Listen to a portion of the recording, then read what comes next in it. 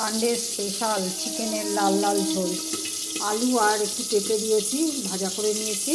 আর এখানে একটুখানি চিকেনগুলোকে অল্প অল্প করে ভেজে নেব। প্রথমে লেগ পিস দুটো দিয়ে দিয়েছি, এরকম এই যে ভাজাটা এরকম টাইপের ভাজাটা করবো করে এই চিকেনগুলো করে নেবো। একবেলা চিকেন তো এই যে এইটুখানি, তিনজন মানুষ আমরা, বনি তো বাড়ি নেই জানোই।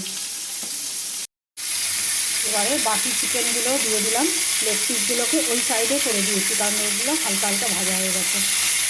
আর আমি একটুখানি নুন মশলা এগুলো সব একই সাথে রাখি, তো নিরামিষ দিনেও খাওয়া হবে বলে বারবার এই যে আমাকে কলটা আছে, কলে হাত ধুয়ে মুছে তবে আমাকে খাওয়া আবার করতে হয়। এই যে নুন হলুদের জায়গা আমাদের নিরামিষে থাকে।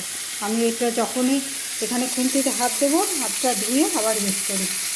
দেখতে থাকো, এগুলো ভাজা করে নিয়ে মশলা দিয়ে কষিয়ে তারপরে চিকেনের লাল ঝোল হবে।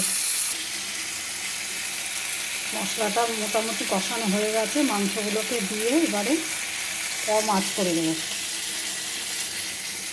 এবার ঢাকা দিয়ে দেবো, কষতে থাকুক, ততক্ষণে আমি খারকোল পাতাটাকে বেটে নিই।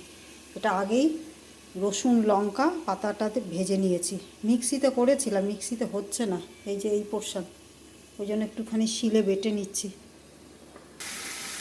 কষানো মোটামুটি হয়ে গেছে, এবার আঁচটা একটু বাড়িয়ে দিয়েছি, জল দিয়ে দেবো, হয়ে যাবে রান্না।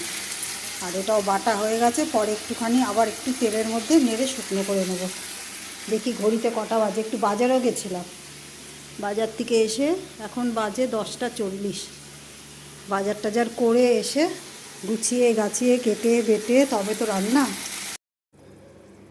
ঢাকনাটা খুলে দেখি, এই যে চিকেনের লাল লাল ঝোল হয়ে গেছে, আর দারুণ একটা গন্ধ বেরোচ্ছে চিকেনের লাল লাল ঝোল।